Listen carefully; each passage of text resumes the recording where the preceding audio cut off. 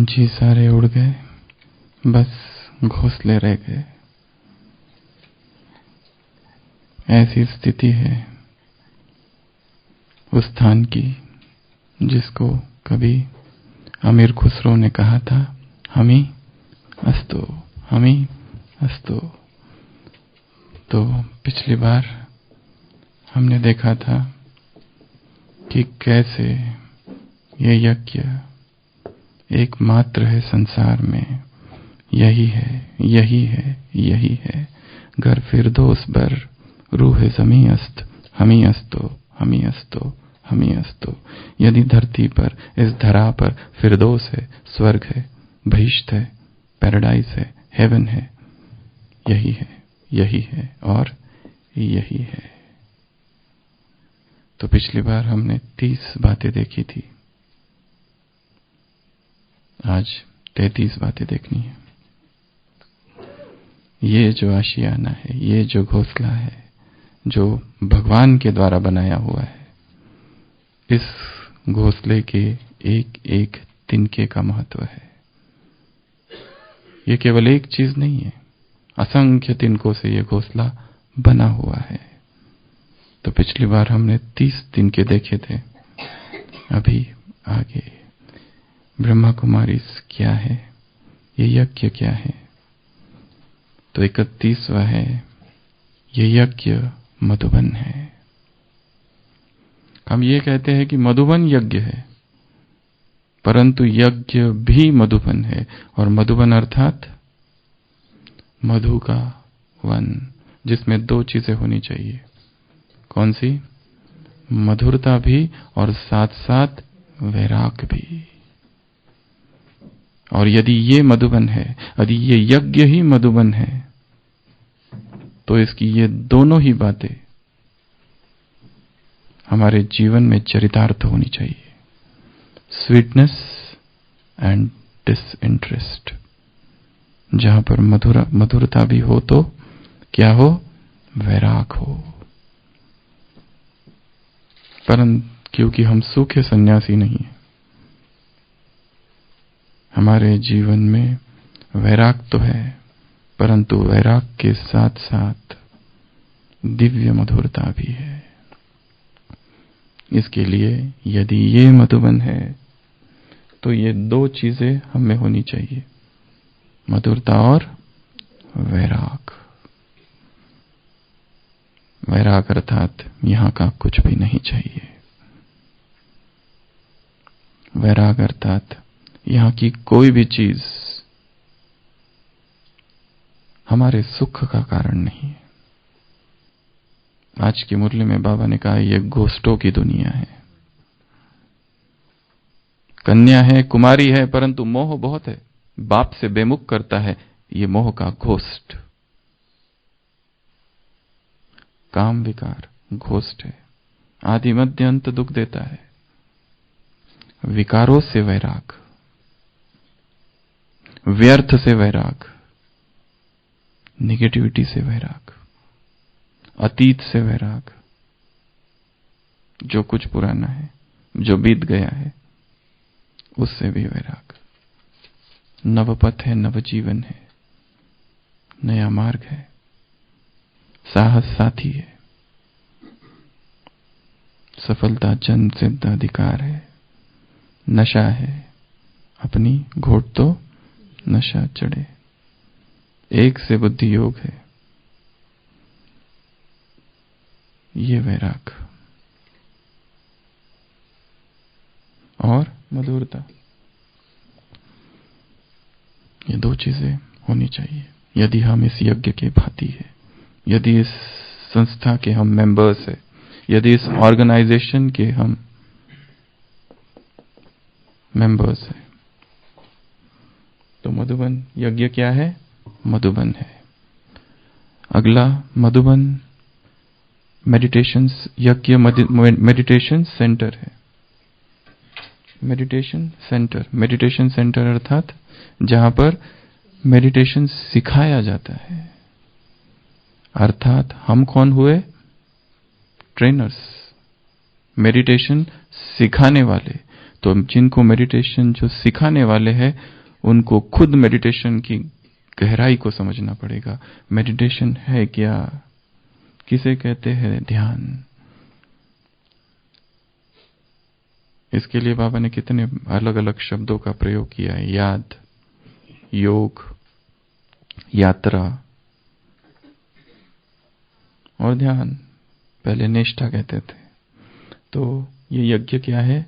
Meditation centre. और हम लोग वो है जो मेडिटेशन सिखाने वाले हैं। तो मेडिटेशन की सारी गहराई हमें पता चाहिए, क्योंकि जो सिखाना है उसके बारे में तो जानना पड़ेगा ना।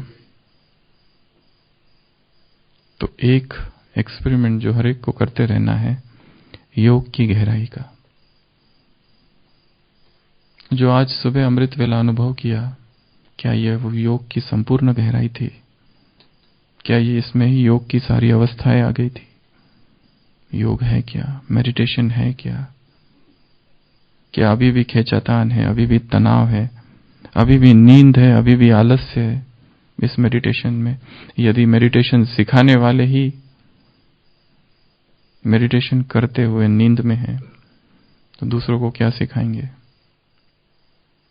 यदि मेडिटेशन करने वालों की मेडिटेशन टाइमिंग अभी भी अब कभी ऊपर कभी नीचे है। कल कहा ना, लाइट स्पीड कैसी है, कलर तो नहीं बदलता, और निरंतरता कितनी है। महत्व ये नहीं है कि बहुत ही जल्दी उठ जाओ और योग करते बैठो। महत्व है कंसिस्टेंसी का। भले उठो 3:45 बजे या 4 बजे, पर फिर वही टाइम फिक्स हो। जितना हो सके टाइमिंग फिक्स हो हमारे मेडिटेशन का।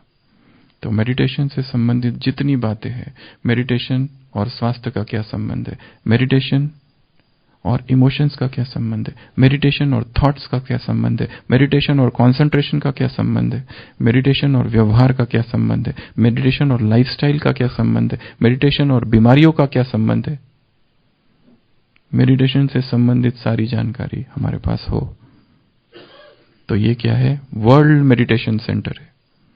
यहां पर विश्व की आत्माएं क्या सीखने आती है? मेडिटेशन सीखनी आती है। मेडिटेशन और स्ट्रेस का क्या संबंध है? किस आधार से स्ट्रेस कम होगा? मेडिटेशन और फिजियोलॉजी का क्या संबंध है? शरीर में कौन से रासायनिक परिवर्तन होते हैं मेडिटेशन से? यदि हमें कोई पूछ ले तो हम क्या कहेंगे कि ये बात मुझे पता नहीं। कोई कहे कि बताओ मुझे स्ट्रेस कैसे कम होता है, या ऐसे ही गप लगाते हो?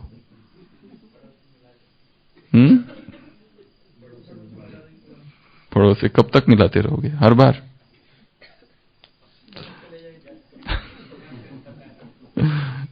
कब तक यही बात कहते रहेंगे? ये एक दूसरी बात है, एक सूक्ष्म पॉइंट। कब तक हम दूसरों को ये कहते रहेंगे कि बाबा ने ये बताया नहीं, ये मुझे पता नहीं? अरे तुम्हें पता नहीं तो तुम कर क्या रहे हो ये संस्था में बैठकर? क्यों पता नहीं? ना पता होना क्या अपराध नहीं है?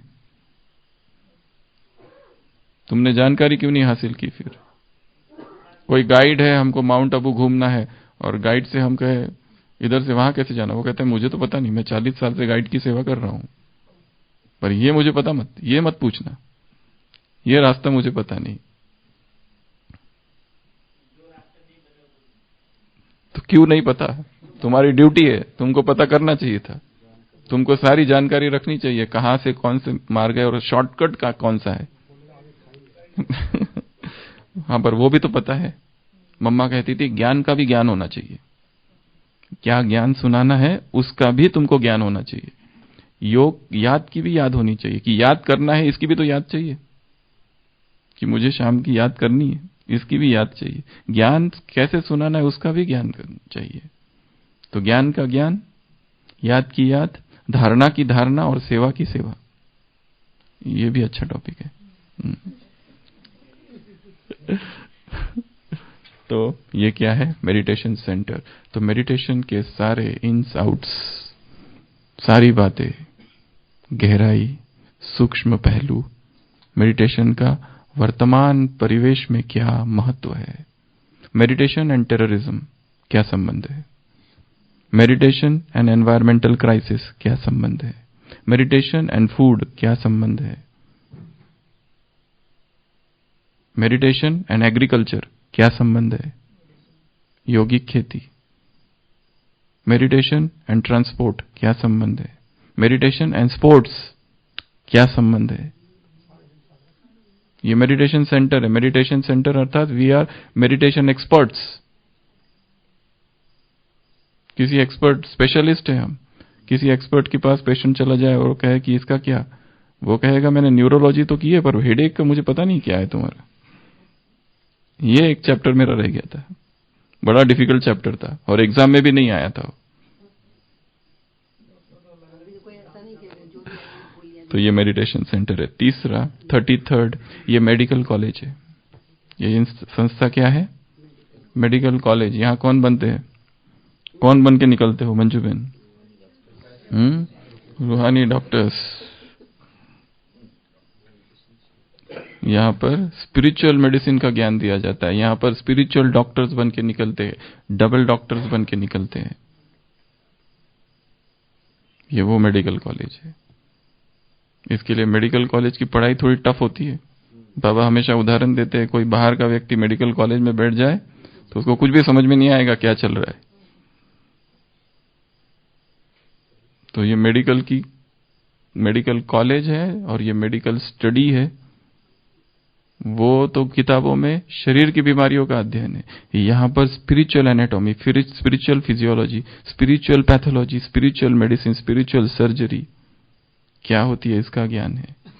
तो इसमें मेडिकल स्टूडेंट का एक लक्षण ये होता है, आशीष भाई क्या करता है वो लाइब्रेरी में बैठ कर अध्ययन, दिन रात पढ़ते रहता है, पढ़ता रहता है फिर पेशेंट देखता है, पढ़ते रहता है पेशेंट देखता है, पढ़ते रहता है फिर पेशेंट देखता है। उसके दो टीचर्स होते हैं, एक पेशेंट, एक किताबें, और एक उसके प्राध्यापक। तो दोनों से सीखते रहता है जीवन भर। तो हम कौन है? मेडिकल स्टूडेंट्स है। तो हमें क्या करना है? पढ़ाई करते रहना है दिन रात।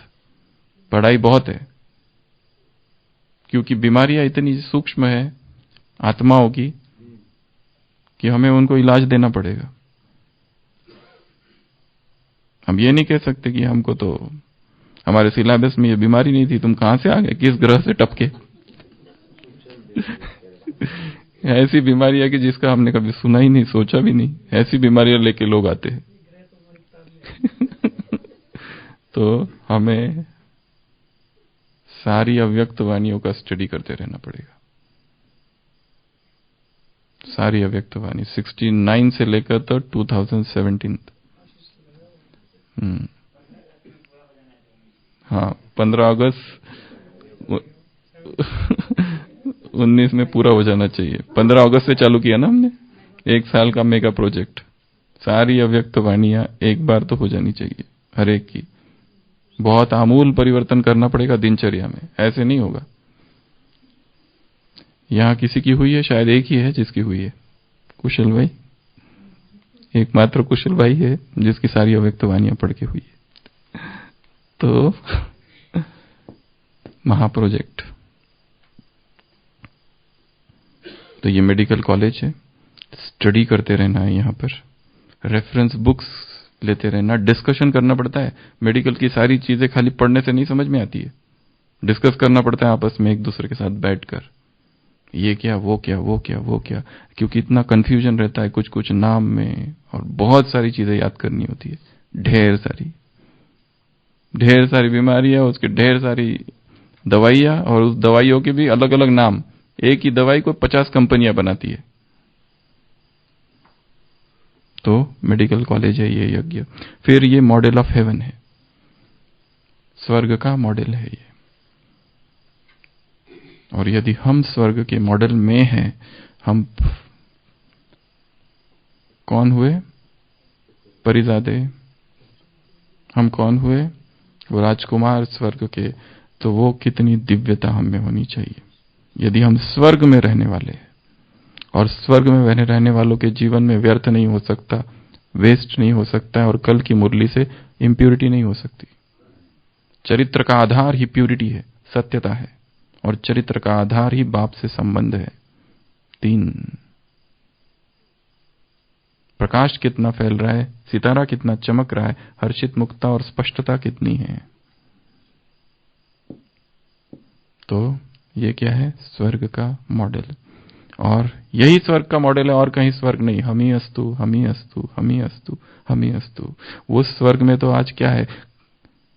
खामोश दरख्तों पर है खौफ सोया सा। क्या था गीत में? खौफ है।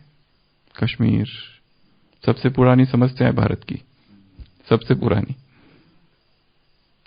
खौफ ही खौफ है।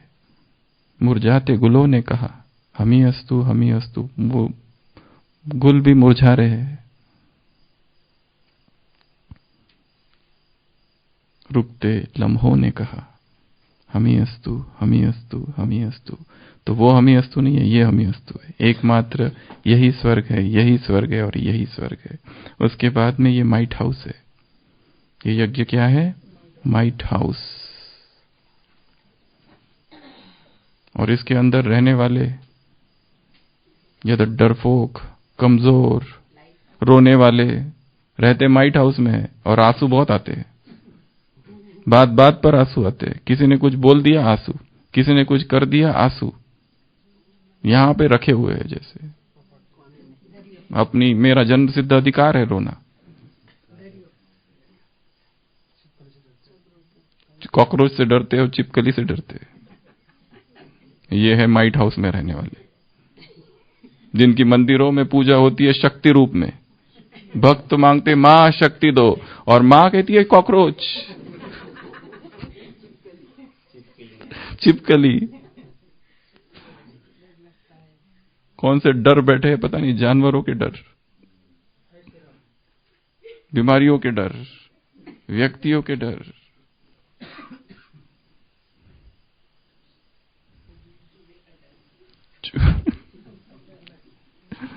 सारे जानवरों का डर।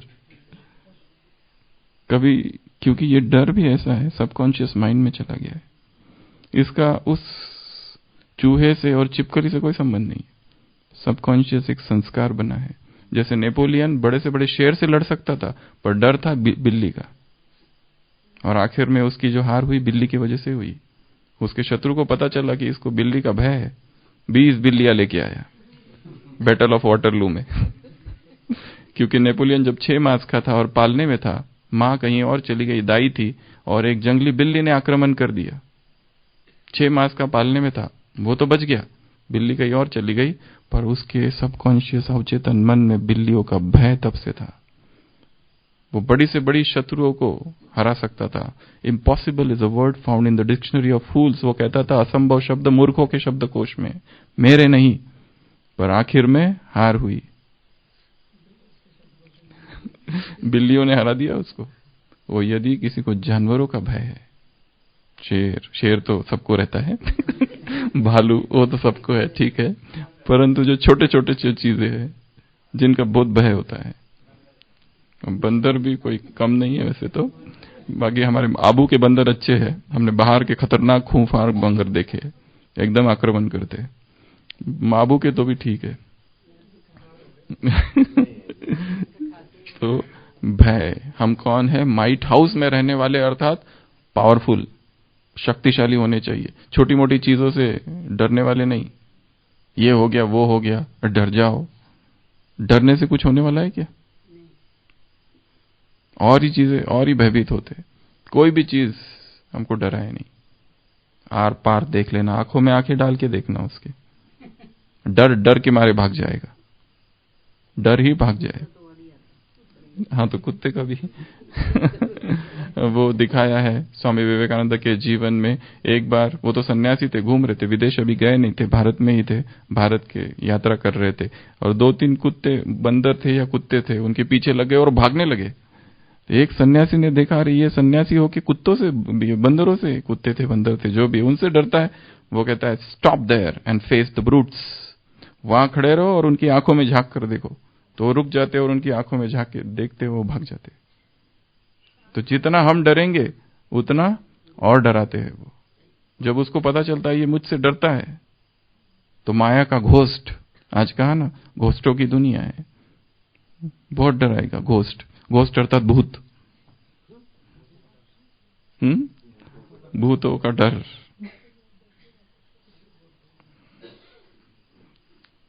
हम कौन है? भूतनाथ की संतान हम है, भूतेश्वर, मास्टर भूतेश्वर। भूत हमसे डरे, ये कौन महाभूत है, हमको देखकर उसको लगे भागो। तो हम महाभूत है। भूत हमसे डर के भाग जाए। हम माइट हाउस में रहने वाले, तो भगवान ने ये माइट हाउस स्थापन किया है। हमी अस्तु, हमी अस्तु, हमी अस्तु। फिर उसके बाद ये नेचर क्यूर सेंटर है। ये यज्ञ क्या है? Nature cure centre. लोग जाते हैं ना आजकल नेचर क्यूर करने, डिटॉक्स करने। नेचर क्यूर सेंटर अर्थात वहां पर डाइट के द्वारा या प्राकृतिक इलाज जहां कराया जाता है। बाबा भी ड्रगलेस थेरेपी देता है। कौन सा इंजेक्शन है? ज्ञान का, सीधा आत्मा में लगता है। यहां पे इंटरक्रेनियल, यहां पे इंजेक्शन लगाता है सीधा ब्रेन में, आत्मा में। Alternative medicine. तो ये नेचर क्यूर सेंटर है, जहां पर बहुत सारी ऐसी ड्रगलेस थेरेपी दी जाती है। और यहां पर बीमार आत्मा है, तो ये भगवान ने आकर क्या खोला है? स्पिरिचुअल, रूहानी नेचर क्यूर सेंटर। वो स्पिरिचुअल हर्बैलिस्ट, कई बार मुरलियों में आता है, हर्बैलिस्ट है। फिर ये न्यू गारलैंड है। न्यू गारलैंड अर्थात नई माला है ये यज्ञ। इसमें ये यज्ञ का एक एक गारलैंड, एक एक फूल महत्वपूर्ण है। तो हमें क्या बनना है? फूल, गुल, गुल। तब ये गुलशन में ये बाहर आएगी। और ये न्यू गारलैंड है यज्ञ। दिस यज्ञ is a new garland. Old garland तो सूख गया है। अगला ये ऑर्केस्ट्रा ऑफ गॉड है। ये यज्ञ क्या है? भगवान का ऑर्केस्ट्रा। और हम सब कौन है? माली माली माली कहां से आ गए? म्यूजिशियंस। ऑर्केस्ट्रा तो अलग अलग बजाने वाले, अलग अलग कला वाले। और they should be a symphony. सब में एक समस्वरता चाहिए, हार्मनी चाहिए। तभी वो परमात्मा संगीत गूंजेगा विश्व में और प्रत्यक्षता होगी। हमी अस्तु, हमी अस्तु, हमी अस्तु, हमी अस्तु। तब वो प्रत्यक्षता होगी। यदि कोई अपने आप में कोई कुछ गा रहा है, कोई कुछ कर रहा है, तो कैसा म्यूजिक निकलेगा? म्यूजिक होगा या बेसुरा होगा, बेतुका होगा? अमधुरवाणी ग्रुप बन जाएगा ये। गैर मधुरवाणी ग्रुप बन जाएगा। तो मधुरवाणी नहीं रहेगा फिर वो। तो हम सब परमात्मा ऑर्केस्ट्रा में काम करने वाले कलाकार है, फनकार है। एक एक में ऐसी कला है। और हमको केवल अपना कला का गर्व नहीं है, परंतु हम सबके साथ चल रहे हैं, सबके साथ अपने सुरों को मिला रहे, अपने संगीत को मिला रहे। ये हमारी महानता है।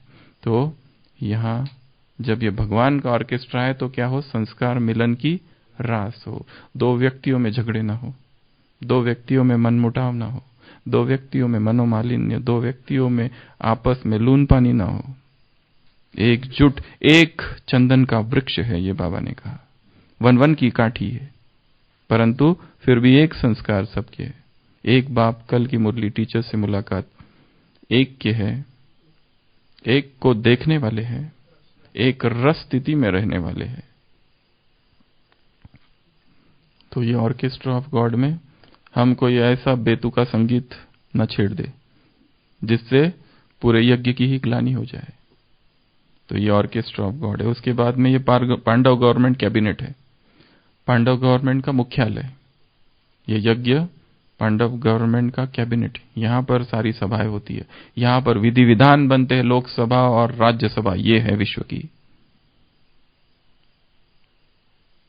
हमारी स्थिति वर्तमान के पार्लियामेंट जैसी ना हो जाए। वहां पर बहुत आवाज करते हैं, यहां प्रेम से सारे कार्य हो। ऐसा ये पांडव गवर्नमेंट कैबिनेट है। उसके बाद में ये पीस पार्क है। ये यज्ञ क्या है? एक पीस पार्क है। और एकमात्र हम ही अस्तु, एकमात्र यही पीस पार्क है। तो यहां रहने वाले यदि पीसलेस है और अशांत है तो क्या कहेंगे? संडे की मुरली जैसे कोई प्यासा होता है और उसकी कोई प्यास बुझाता है तो जन्म जन्म उसका गुणगान करते हैं। तुम्हें क्या करना है? राजयोग सिखाना है और संसार की आत्माओं की प्यास बुझानी है,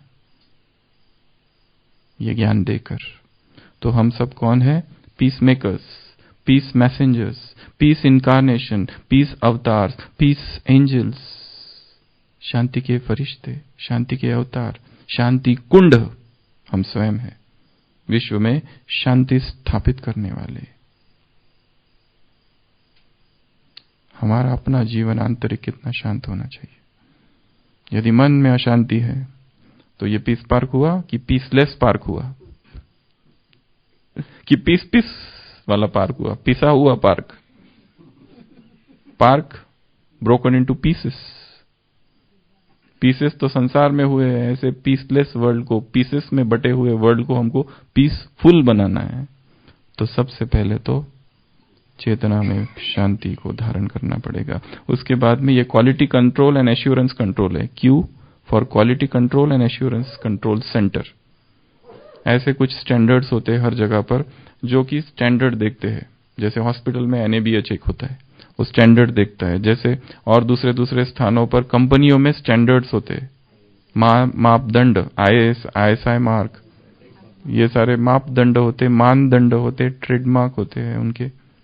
तो वैसे ये जो है क्वालिटी मार्क है, ये जो यज्ञ है, इसमें देखकर इसमें डिसाइड किया जाएगा कि तुम जो कुछ कर रहे हो पुरुषार्थ ठीक है, ठप्पा लगाया जाएगा। वहां ISI का ठप्पा लगाते हैं ना, यहाँ ये ठीक है, वैसे यहां पर तुम्हारा पुरुषार्थ में यहां ठप्पा लगना चाहिए।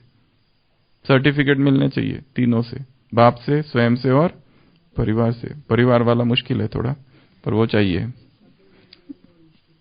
फिर है रेस्ट हाउस, R फॉर, ये यज्ञ क्या है? Rest house. यहां पर क्या है? आराम। यहां आकर ही आराम मिलता है, यही हम ही अस्तु, हम ही अस्तु। और कोई संसार में स्थान है जो रेस्ट हाउस है? कहीं पर भी रेस्ट नहीं है। रेस्ट यहां है जहां पर भगवान के पैर पड़े हैं। धन्य भूमि वनपंत पहारा, जहां जहां नाथ पाव तुम धारा। भगवान ने अपने चरण कमल यहां रखे हैं, उसके पुनीत पग से ये भूमि पावन हुई है। ऐसा ये स्थान है रेस्ट हाउस। फिर उसके बाद में ये स्कूल है। तो अरविंद भाई ये स्कूल है तो हमें क्या बनना पड़ेगा?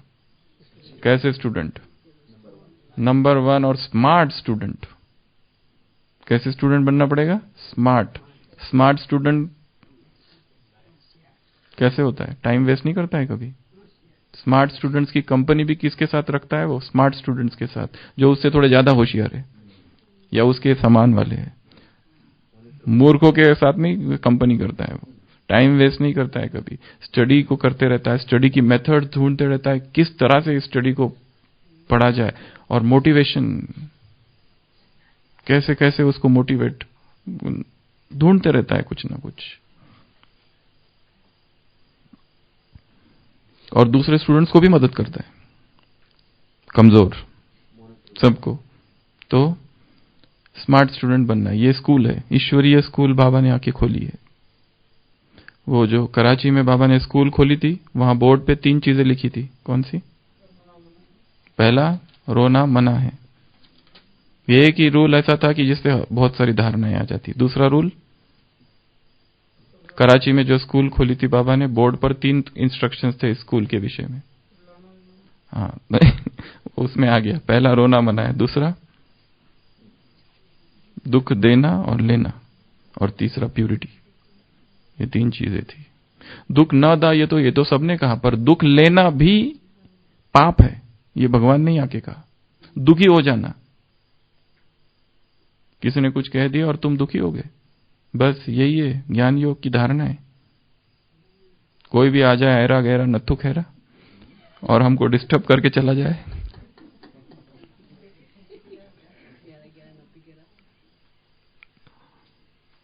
not every Tom, Dick and Harry can disturb us.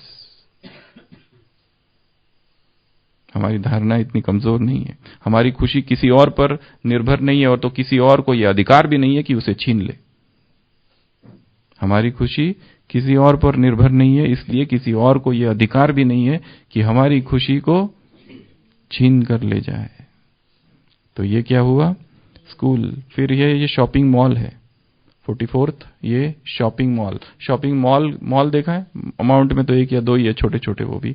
Mall बहुत बड़ा होता है, वहां सब कुछ मिलता है, बस घुस जाओ और जो चाहिए वो ले लो, सब एक ही जगह पर। वैसे यहां पर भी सब मिलता है। कोई दूसरा कॉलेज होता है, वहां पर अलग अलग डिपार्टमेंट होता है, department of psychology, department of नहीं, वो हॉस्पिटल में, दूसरे कॉलेजेस में मनोविज्ञान का एक विभाग होता है, दर्शन शास्त्र का एक विभाग होता है। यहां तो सब कुछ एक ही जगह है, सब एक जगह है। तो ये क्या है? Shopping mall. फिर है ये शिवालय है। शिवालय अर्थात प्योर, शिवालय अर्थात पवित्र, शिवालय अर्थात मंदिर है शिव का। अगर ये शिव का मंदिर है, और हम सब कौन हुए फिर? पुजारी तो अभी है नहीं मंदिर की देखभाल करने वाले हैं, ट्रस्टी है। मंदिर में ट्रस्टी होते हैं ना, तो हम वैसे ट्रस्टी है, और दूसरों को मंदिर लायक बनाने वाले हैं। या फिर इस मंदिर के देवता कौन है? हम ही है, मूर्ति। जैसे वो रामकृष्ण परमहंस से एक कहानी बताया करते थे। एक खंडर था, पहले मंदिर था बहुत अच्छा, अभी तो खंडर बन चुका था, वहां कोई नहीं आता था, चिड़िया और गिद्ध और इन सब का बसेरा था। वहां पर जाली हुई लगी हुई थी, वो मूर्ति भी टूटी हुई थी, और वहां पर एकदम खंडर जैसा था। एक बार एक व्यक्ति गया वहां पर, वो थोड़ा सा दिमाग से कमजोर था, उसने शंख मिल गया और वहां जाकर शंख बजाना चालू करा। लोगों को लगा शायद मंदिर बन चुका है, ठीक हो गया, किसी ने ठीक कर दिया होगा, गांव के बाहर है। सब लोग भागे पूजा करने, तो देखा मंदिर तो वैसा ही है। तो उसको कहते, अरे तूने मंदिर को ये तो बजा दिया, पर मंदिर में मूर्ति की प्रतिष्ठापना तो हुई नहीं। मंदिर को ऐसे कैसे? मंदिर को तो पहले स्वच्छ किया जाता है, ये सारी जाली, ये सब जो है गंदगी, इसको निकाला जाता है, उसके बाद में मूर्ति आती है, उसके बाद में शंख बजाया जाता है। तुमने पैसे कैसे शंख बजा दिया? हृदय भी मंदिर है। अगर वो खंडर है और उसमें किचड़ा है, तो मंदिर में मूर्ति की स्थापना नहीं हो सकती। तो ये क्या है? यज्ञ शिवालय है। फिर उसके बाद में ये ट्री ऑफ सैंडलवुड अर्थात चंदन का वृक्ष, जिसके बारे में बता दिया। अलग अलग संस्कार वाली आत्माएं यहाँ आई है। अभी अच्छा है, अलग अलग संस्कार वाली है। हम कहते हैं ये ऐसा, इसका संस्कार ऐसा कि ये झगड़ा बहुत करता है, ये सोता है, ये हमको जीने नहीं देता, तंग करता है, सताता है। ऐसी संस्कार वाली आत्माएं मंजू बहन यही मिलेगी। कितना वंडरफुल है। सतयुग में तो रहेगी, सब धुलाई हो जाए होके आएगी, फिर क्या है वहां? अभी है मजा, कितना वैरायटी संस्कार है। कभी हम ये सोचे कि जैसा मैं चाहता हूं वैसा ही सब चले, तो क्या मजा है इसमें? कुछ भी मजा नहीं है इसमें। तो ये चंदन का वृक्ष है। फिर ये ताजमहल ऑफ डिवाइन लव है। वो जैसे ताजमहल यादगार है प्रेम का, वैसे ये परमात्मा प्रेम का यादगार ये है यज्ञ, सबसे सुंदर है। हमी अस्तु, हमी अस्तु, हमी अस्तु, हमी अस्तु। फिर उसके बाद में ये यूनिवर्सिटी है। एक तो बताया स्कूल की पढ़ाई और यूनिवर्सिटी की पढ़ाई में थोड़ा फर्क होता है। जब आए थे तब स्कूल, पर अभी वो यूनिवर्सिटी अर्थात ज्यादा पढ़ाई करना पड़ता है, रेफरेंस बुक्स लेनी पड़ती है। इसमें तोता रटन काम नहीं करेगा। अब खुद भी सोचना पड़ेगा।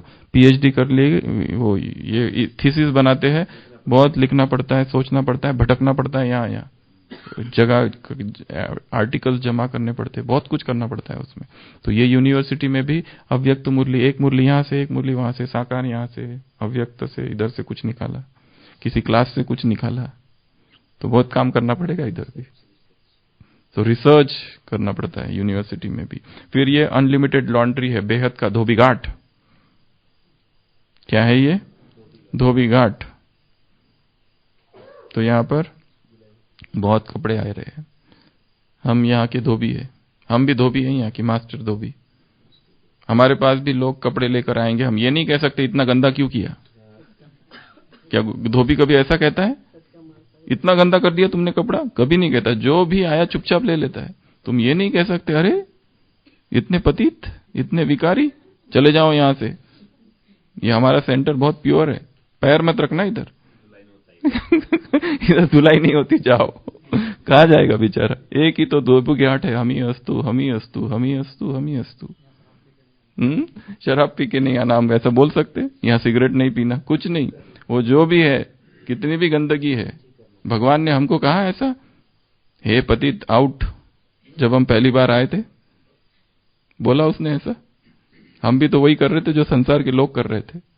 या हम बहुत ही अवतरित दिव्य आत्मा होके प्रकट हुए थे कलयुग में, सीधा ऊपर से। वही पाप और वही विकार और वही भक्ति की रस हम में भी थी। आज की मुरली में एक वाक्य है, छोड़ो इन सब चीजों को।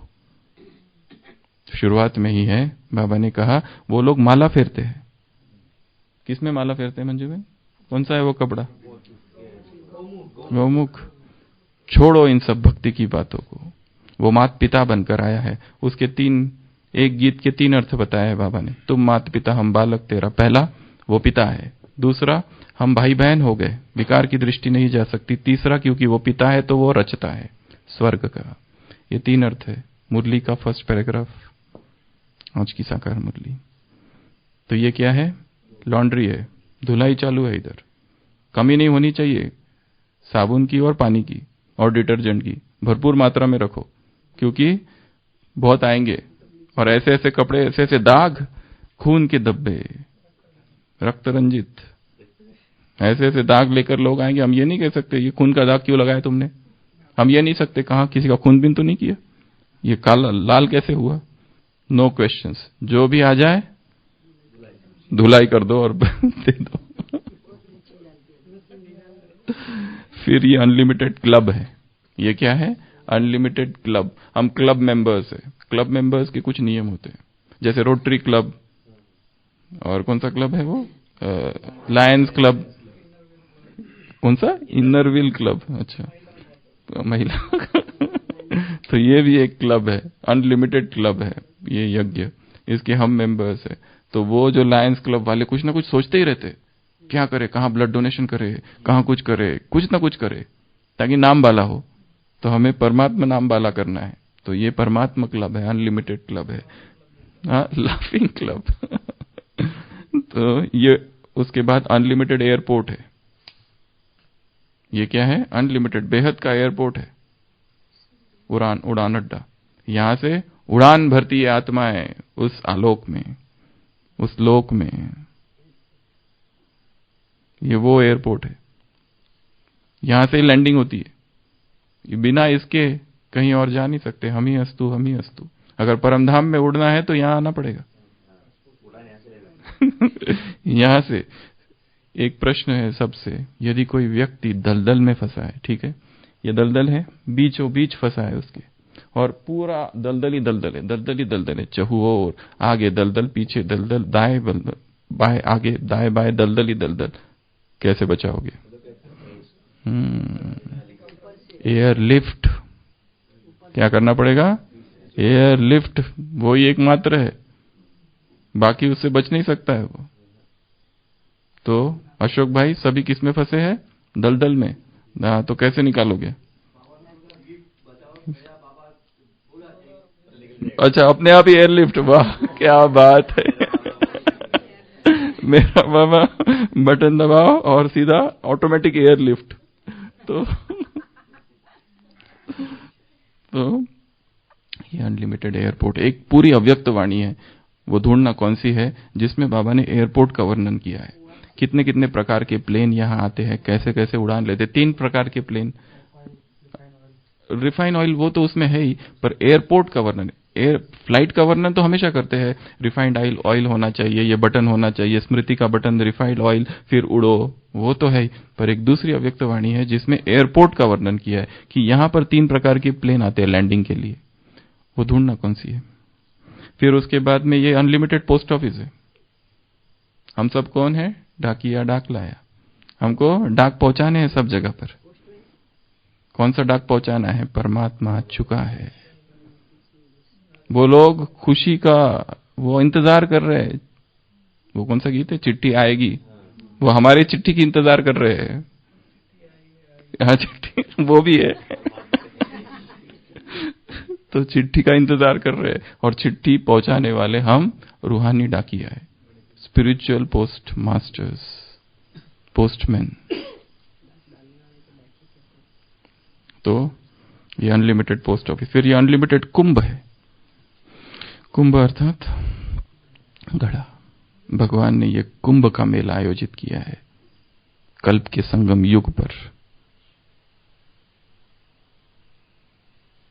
ये 54th अनलिमिटेड माइन है। माइन अर्थात खान, खदान, खान, माइन खान, जहां पर सारे खजाने हैं गड़े हुए, छिपे हुए। इसको पूरा कर दे या कल करे थोड़ा? ज्यादा भारी तो नहीं हो रहा है ना? चलो नाम गिना देते, आज पूरा कर देते इसको। वी, ये अनलिमिटेड वोटिंग बूथ है। वोटिंग बूथ, यहां पर चुनाव हो रहा है, चुनाव का बूथ है ये, रूहानी चुनाव बूथ। कौन क्या बनेगा उसका सब यहां हो रहा है। फिर उसके बाद में वेयर हाउस ऑफ सुप्रीम सेठ, अर्थात वो जो सेठ है परम, उसकी ये गोदान है। फिर उसके बाद में वर्ल्ड स्टेज है ये ड्रामा, ये यज्ञ क्या है? वर्ल्ड स्टेज जिसमें हम आए हैं। फिर उसके बाद में जीनियम हाउस, जीनियम अर्थात गिफ्ट, गिफ्ट हाउस है ये। यहाँ पे जिसको जो गिफ्ट चाहिए वो उसको मिल सकता है। जोजे वांछील तो तेला हो प्राणीदात, जिसको जो चाहिए वो यहां पर मिलेगा। जो भी जिसकी इच्छा है वो यहां पर मिलेगा। अच्छा, रेलवे। फिर उसके बाद में ये यज्ञ है 61, 62 ये योगा सेंटर। एक बताया मेडिटेशन सेंटर, ध्यान, एक है योगा। योगा अर्थात योग केंद्र, जहां पर योग के प्रयोग होते हैं, योग सिखाया जाता है। आज के मुरली में एक जगह बाबा ने कहा है ज्ञान और योग की बहुत अच्छी पॉइंट है। एक टिकलू तो है ही नहीं, ज्ञान और योग से कुछ तो करो। चलो, फिर उसके बाद में last point 63rd, zone of purity, zero zone of purity. ये जोन ऑफ प्यूरिटी है। तो ऐसा ये जो यज्ञ है, परमात्मा यज्ञ, उसका ये जो आशियाना है, उसके ये 63 तिनके, और एक एक दिन का महत्वपूर्ण है। तो जब हम इस यज्ञ में हैं तो कितना हमारे ऊपर रिस्पॉन्सिबिलिटी है। एक अव्यक्त वाणी में बाबा ने कहा था, मधुबन निवासियों से मुलाकात, तुम्हें अपने अधिकार ज्यादा याद रहते, दायित्व कम। तुम्हें अधिकार बहुत याद रहते, हमको ये चाहिए वो चाहिए, ये मिलना चाहिए वो मिलना चाहिए, पर अधिकार की लिस्ट तो बहुत बड़ी है, परंतु रिस्पॉन्सिबिलिटी क्या है वो भूल जाता है। इसके लिए अपने दायित्व को भी, रिस्पॉन्सिबिलिटी को भी याद करना है। अच्छा, 1 मिनट सब स्थिर बैठेंगे और स्वयं को संकल्प देना है कि मैं जिम्मेवार आत्मा हूं और इस यज्ञ में हूं। तो ये यज्ञ ही सब कुछ है, ये विश्व को बताना है। हम ही अस्तु, हम ही